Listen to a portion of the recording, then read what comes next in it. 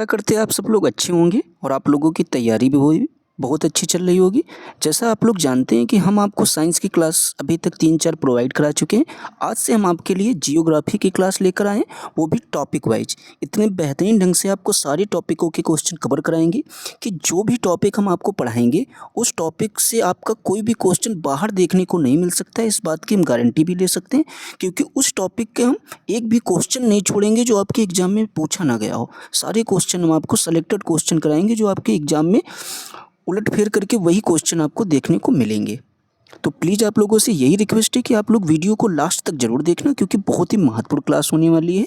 क्योंकि आज के बाद से आपके पृथ्वी की संरचना से कोई भी क्वेश्चन गलत नहीं होगा अगर आप लोगों ने इस क्लास को लास्ट तक देख लिया। और फिर आप लोगों से ज़रूर एक रिक्वेस्ट है कि अगर आप लोगों को क्लास हमारी पसंद आए तो आप लोग चैनल को लाइक शेयर सब्सक्राइब जरूर कर देना और इस वीडियो को ज़्यादा से ज़्यादा लोगों में शेयर भी कर देना। तो चलिए देखते हैं पहला क्वेश्चन क्या आपका कहता है। आप देख सकते हैं आपकी 2010 की परीक्षा में क्वेश्चन ये पूछा गया आरआरबी ग्रुप डी के एग्जाम में। कह रहा है निम्नलिखित में से किसने पहली बार कहा कि पृथ्वी गोल है। ये बहुत सारे लोगों का अभी तक क्वेश्चन डाउट में रहा होगा, तो आज ये डाउट आपका हमेशा के लिए दूर हो जाएगा। तो आपके पाइथागोरस ने कहा था, इन्होंने सर्वप्रथम पहली बार इन्होंने ही कहा था कि पृथ्वी आपकी कैसी है, गोल है। ठीक है, तो इनमें से कोई नहीं इसका आंसर आपका सही हो जाएगा। आगे देख रहे हैं पहला क्वेश्चन। दूसरा कहता है कि हेली धूमकेतु पुनः दिखाई पड़ेगा। तो हेली धूमकेतु जो है आपका ये पुनः जो है 2062 में आपको दिखाई देगा। ठीक है, 2062वें वर्ष में आपको ये फिर से दिखाई देगा। और इससे पहले ये आपका कब देखा गया था, तो याद रखना अंतिम बार या 1986 ईस्वी में देखा गया था। पुनः इसे 2062 में देखा जा सकता है। धूमकेतु अब होता कैसा है, तो सामान्यतः याद रखना ठोस छोटे चट्टान तथा बर्फ और गैस से बना होता है। धूमकेतु अगर आपसे पूछा जाए किससे बना होता है, तो याद रखना ठोस छोटे चट्टानों तथा बर्फ और गैस से आपका धूमकेतु बना होता है। और इसे अंतिम बार मतलब अब जब दिखाई देगा उससे पहले कब देखा गया था, तो आप लोग याद रखना 1986 में। फिर कह रहा है भूमध्य रेखा पर पृथ्वी का व्यास लगभग कितना है। 2011 के एग्जाम में पूछा गया है, बहुत ही महत्वपूर्ण है। तो आपके पृथ्वी का व्यास जो हो जाएगा वो आपका हो जाएगा 12,756 किमी हो जाएगा। ठीक है, तो इसको थोड़ा एक्सप्लेन भी देख लेते हैं। पृथ्वी का भूमध्य रेखीय व्यास जो है 12,756 किमी है तथा ध्रुवीय व्यास अगर आपसे पूछा जाए, क्योंकि कोई भी क्वेश्चन आपसे पूछ सकता है एग्जाम में, तो यहाँ से हम लोग 3 क्वेश्चन तैयार करेंगे। ध्रुवीय व्यास अगर आपसे पूछा जाए तो ये आपका 12,712 किमी हो जाएगा। और पृथ्वी के संपूर्ण अगर धरातल का से क्षेत्रफल पूछा जाए तो 51.1 करोड़ वर्ग किमी आपका हो जाएगा। ये तीनों क्वेश्चन महत्वपूर्ण है, तो जरूर आप इनका डाटा लिख लेना, तैयार कर लेना। फिर कहता है कि पृथ्वी का ध्रुवीय व्यास उसके विषुवतीय व्यास से कितना कम है। तो याद रखना जो उसका ध्रुवीय व्यास होता है वो उसके विषुवतीय व्यास से आपका 44 किमी कम होता है। ठीक है, ये अंतर आप याद रखना, क्योंकि ये आपके विषुवतीय व्यास जो भी था और ध्रुवीय व्यास उन दोनों के डिफरेंस करके इसका अंतर निकाला जाता है। आगे देखते हैं, कह रहा है कि समुद्र पृथ्वी की सतह का लगभग घेरे हुए कितना % घेरे हुए। वैसे घेरे तो आपका 70.8% है, लेकिन ऐसा आपके ऑप्शन में नहीं होगा, तो उसके करीब जो ऑप्शन होगा आप उसी को लगाएंगे।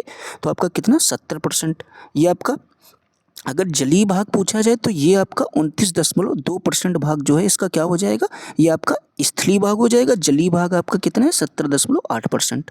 ठीक है, दोनों बातें याद रखना आप लोग। आगे देखते हैं, कहता है कि पृथ्वी को उसके काल्पनिक अक्ष पर घूमने को क्या कहते हैं। ये भी महत्वपूर्ण क्वेश्चन है, तो हम लोग उसको घूर्णन कहते हैं। ठीक है, फिर कह रहा है पृथ्वी की घूर्णन गति आपकी उच्चतम कहाँ पर होती है। तो ये आपकी जो है भूमध्य रेखा के साथ में पृथ्वी की घूर्णन गति आपकी उच्चतम होती है। ठीक है, फिर आपसे क्वेश्चन कह रहा है कि पृथ्वी की अपनी कक्षा में गति किस तरीके की होती है। तो पृथ्वी की अपनी कक्षा में गति हमेशा पश्चिम से पूर्व की ओर होती है। ठीक है, फिर कह रहा है पृथ्वी के सबसे नज़दीक कौन सा ग्रह है। तो ये आपका शुक्र ग्रह जो है पृथ्वी के सबसे नज़दीक ग्रह हो जाएगा। ठीक है, और ये आपके बढ़ते क्रम में भी इनको याद कर लेना, क्योंकि ये भी आपके एग्जाम में पूछा जा सकता है। जहाँ पर लगता है आप लोग वीडियो को रोककर आप थ्योरी पोर्शन जरूर एक बार पढ़ लीजिए। फिर कह रहे पृथ्वी के वायुमंडल में कौन सी गैसें विपुल मात्रा में है। तो आपकी नाइट्रोजन गैस जो है सबसे विपुल मात्रा में है, क्योंकि इसका % आपका कितना होता है 78%। ठीक है, आगे देखते हैं। पृथ्वी की आयु ज्ञात की जा सकती है। तो पृथ्वी की आयु अगर आपसे पूछा जाए किस तरीके से ज्ञात की जा सकती है, तो याद रखना यूरेनियम काल के निर्धारण के द्वारा जो है हम लोग पृथ्वी की आयु को ज्ञात कर सकते हैं। फिर कहता है पृथ्वी का अक्ष इसके समतल के लंब से कितना झुका होगा, तो याद रखना ये आपके 23.5 अंश झुका होता है। 2004 की परीक्षा में पूछा गया महत्वपूर्ण क्वेश्चन है। फिर कह रहा है यदि पृथ्वी से वायुमंडल हटा दिया जाए तो क्या होगा, तो जो है दिन बड़ा हो जाएगा या रात बड़ी हो जाएगी, तो ये दोनों जो है अपरिवर्तित रहेगा। ठीक है, इसमें से कुछ भी नहीं ऐसा होगा। चलिए देख लेते हैं इसकी परिभाषा, थोड़ी बहुत पढ़ लेते हैं। कह रहे पृथ्वी से वायुमंडल को हटा दिए जाने से दिन या रात्रि के छोटा बड़ा होने पर कोई भी प्रभाव नहीं पड़ेगा, क्योंकि दिन या रात्रि का होना पृथ्वी के अपने कक्ष में 23.5 अंश झुके होने के कारण होता है और सूर्य के उत्तरायण और दक्षिणायन के कारण होता है, बल्कि इसकी वजह से नहीं होता है। आगे देखते हैं, कह रहा है कि विषुवत रेखा पर स्थित किसी स्थान का अक्षांश कितना होगा, तो याद रखना इसका अक्षांश आपके 0 अंश होता है। बहुत ही महत्वपूर्ण क्वेश्चन है आपके आने वाले पेपर के लिए। फिर कह रहा है कि पृथ्वी तल पर वह काल्पनिक रेखा जो 180 अंश मेरिडियन के लगभग समांतर होता है क्या कहलाती, तो आपकी अंतर्राष्ट्रीय तिथि रेखा कहलाएगी। फिर आपसे कह रहा है एक दिन बढ़ जाता है यदि कोई पार करे, तो ये क्वेश्चन चलिए देखते हैं। कह रहा है 180 अंश देशांतर पश्चिम से पूर्व पर एक दिन बढ़ जाता है यदि कोई पार करे। थोड़ा सा क्वेश्चन चलिए देखते हैं इसका वो क्या एक्सप्लेन क्या दे रखा है। ये क्वेश्चन हमको लगता है थोड़ा सा मिसप्रिंट यहाँ पर छपा हुआ, आप इसको देख लेना। आगे देखते हैं हम लोग हैं। कह रहा है कि विषुवत रेखा निम्न में से किस देश से होकर गुजरती है, जो आपकी विषुवत रेखा है ये भी बहुत ही महत्वपूर्ण क्वेश्चन है। तो याद रखना विषुवत रेखा जो है आपके ब्राज़ील से होकर गुजरती है। ठीक है, वे देश जहाँ से होकर विषुवत रेखा गुजरती है वह आपके कौन से, ये सारे आपको देख लेना है। गालापागोस द्वीप समूह है, USA, Ecuador, Colombia, Brazil, Gabon, Congo गणराज्य, Niger, Uganda, Kenya, Somalia, Indonesia द्वीप समूह है। ठीक है, इनको आप एक बार अच्छे से देख लेना। फिर कह रहे दिन और रात आपके कब बराबर होते हैं, तो याद रखना जब सूर्य जो है आपके विषुवत रेखा के ऊपर होता है तब आपके दिन और रात आपके बराबर होते हैं। ये भी क्वेश्चन आपके महत्वपूर्ण हो जाए। देशांतरी यामोत्तर क्या है, तो ये आपका हो जाएगा मुख्य यामोत्तर से किसी स्थान की कोणीय दूरी आपकी कहलाती है देशांतरी यामोत्तर। फिर कह रहा है जर्मन एवं पोलैंड के बीच सीमा रेखा क्या कहलाती है, बहुत ही महत्वपूर्ण क्वेश्चन है। चलिए देखते हैं क्या कहते हैं। उसको हम लोग हिंडेनबर्ग रेखा कहते हैं। जर्मन और पोलैंड के बीच जो भी आपकी रेखा होती है, ये क्वेश्चन बहुत ही महत्वपूर्ण है, इसको आप लोग जरूर याद कर लेना। अगर आपसे पूछा जाए मैगीनॉट रेखा, तो ये आपकी फ्रांस और जर्मनी के बीच की है। ये दोनों क्वेश्चन महत्वपूर्ण है। फिर आपसे कह रहा है 49वीं समांतर रेखा किन दो देशों के विभाजन करती है, तो ये आपके यूएसए और कनाडा का विभाजन करती है। ठीक है, 49वीं समांतर रेखा किन दो देशों का विभाजन करती है, तो आपके यूएसए और कनाडा का। फिर आपसे कह रहा है उत्तरी एवं दक्षिणी कोरिया के मध्य सीमा को किसके द्वारा अंकित किया गया है, तो याद रखना आपके किसके द्वारा इसको अंकित किया गया है, तो इसका राइट जवाब हो जाएगा आपके 49वीं समांतर रेखा के द्वारा। फिर आपसे कह रहा है IST एवं GMT के बीच समयों का अंतर क्या है, तो समयों का अंतर आपका हो जाएगा 5.5 घंटे। ये क्वेश्चन आपके 2012 के पेपर में पूछा गया है, तो इसीलिए और भी महत्वपूर्ण है, इसको आप लोग जरूर याद कर लेना। फिर कह रहा है कि विषुवत पर एक दिन की अवधि आपकी कितनी होती है, तो ये आपकी अवधि 12 घंटे की होती है विषुवत पर। ठीक है, फिर कह रहा है कि जब एक जहाज दिनांक रेखा को पश्चिम से पूरब की ओर पार करता है तो क्या होता है, तो उसे एक दिन का क्या होता है, लाभ होता है। 2013 की परीक्षा में क्वेश्चन पूछा गया, इसको आप लोग जरूर तैयार कर लेना। फिर कह रहा है कि पृथ्वी के गुरुत्वाकर्षण का कितना भाग चंद्रमा के गुरुत्वाकर्षण के सबसे नज़दीक है, तो याद रखना 1/6 भाग है, ये आपका सबसे नज़दीक हो जाएगा। इसका एक्सप्लेन एक बार अच्छे से पढ़ लेना। 23 सितंबर को खाली स्थान क्या मनाया जाता है, तो 23 सितंबर को आपका जो है शरद विषु दिवस मनाया जाता है। ये क्वेश्चन महत्वपूर्ण है, 2013 के पेपर में पूछा गया। ठीक है, फिर आपसे कह रहा है किसी पिंड का भार अधिकतम कहाँ होगा, तो किसी पिंड का भार आपका अधिकतम ध्रुवों पर होता है।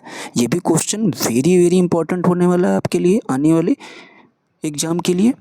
फिर आपसे क्या कह रहा है भूप्रपटी में जो है भूपर्पटी में निम्नलिखित में से किसकी सर्वाधिक प्रचुरता होती है? तो सर्वाधिक प्रचुरता आपकी इन चारों में से सिलिका की होगी। ठीक है, देखते हैं इसका एक्सप्लेन क्या है। कह रहे भूपर्पटी का सबसे सर्वाधिक प्रचुर मात्रा में ऑक्सीजन 46.80, ऑक्सीजन के बाद भूपर्पटी में सिलिका पाया जाता है। ठीक है, तो यहाँ पर आपके ऑप्शन में ऑक्सीजन कहीं मौजूद नहीं था, इसीलिए हमने किसको लिया है? सिलिका को। तो याद रखना सबसे ज़्यादा आपका कौन है? ऑक्सीजन। ठीक है, सबसे ज़्यादा भी पूछा जा सकता है। फिर कह रहा है निफे शब्द संबंधित है, मोस्ट इंपॉर्टेंट क्वेश्चन है।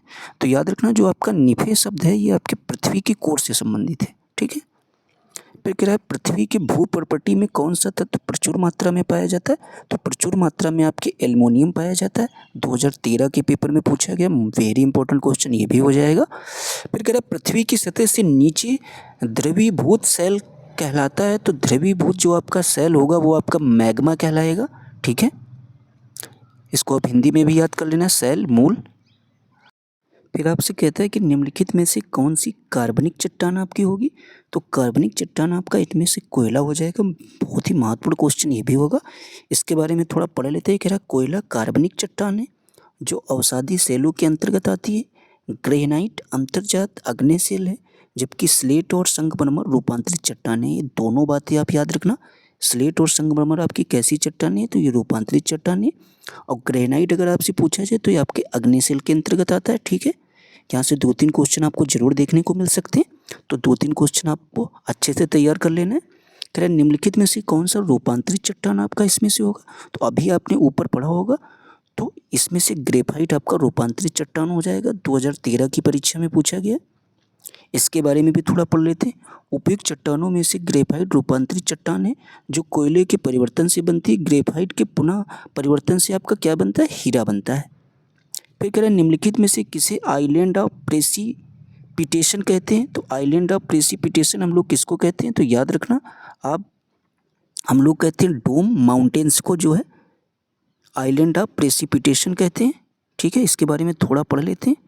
कह रहा है डोम माउंटेन्स अत्यधिक वर्षा क्षेत्र के कारण द्वीप आइलैंड ऑफ प्रेसिपिटेशन कहा जाता है। मौसम के उतार चढ़ाव में अधिकतम जो है, मौसम का उतार चढ़ाव आपका अधिकतम कहाँ होता है? तो ये आपके निम्न अक्षांशों पर होता है। ये भी क्वेश्चन बहुत ही महत्वपूर्ण है। फिर कह रहे हैं निम्नलिखित देशों में से किस देश में सर्दियों के मौसम में भी वर्षा होती रहती है? तो आप याद रखना ये आपका नॉर्वे ऐसा देश है जहाँ पर गर्मियों या सर्दी दोनों मौसमों में यहाँ पर वर्षा होती रहती है। फिर कह रहा है पृथ्वी तथा सूर्य के मध्य सर्वाधिक दूरी किसके दौरान होती है? तो सर्वाधिक दूरी आपके अपसौर के दौरान होती है।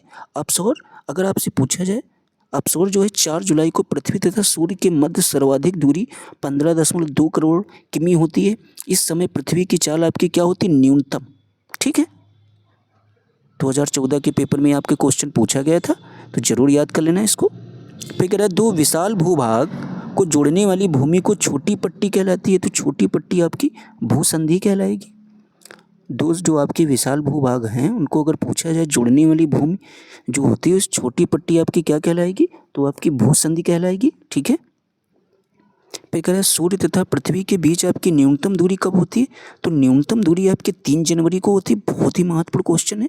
और अधिकतम आपसे पूछा जाए तो याद रखना वो आपकी 4 जुलाई को होती है। दोनों क्वेश्चन में से कोई क्वेश्चन जरूर आपको अब की बार एग्जाम में देखने को मिल सकता है, तो इन बातों को आप जरूर विशेष ध्यान रखें। जो चीज़ें आपको नहीं तुरंत समझ में आ रही उनको आप लोग जरूर लिखते चले। आज के टॉपिक में आपके पृथ्वी की संरचना से इतने ही क्वेश्चन अभी तक आपके जियोग्राफी के टॉपिक से पूछे गए। तो ये हमारा फर्स्ट टॉपिक था। अगर आपको हमारी क्लास पसंद आई हो या ये वीडियो आपको पसंद आया तो प्लीज़ आप लोग वीडियो को ज़्यादा से ज़्यादा लोगों में शेयर कर देना। आप लोगों का जैसा ही रिस्पांस होगा उसी तरीके की आप लोगों को ढेर सारी वीडियो टॉपिक वाइज और उस टॉपिक से जितने भी प्रीवियस ईयर क्वेश्चन बने वो सारे कराएंगे। और आप लोग देखना कि आपको पेपर में क्वेश्चन भी वहीं से ही देखने को मिलेंगे। तो प्लीज़ आप लोगों से एक ही रिक्वेस्ट है, आप लोग चैनल को लाइक सब्सक्राइब जरूर कर देना।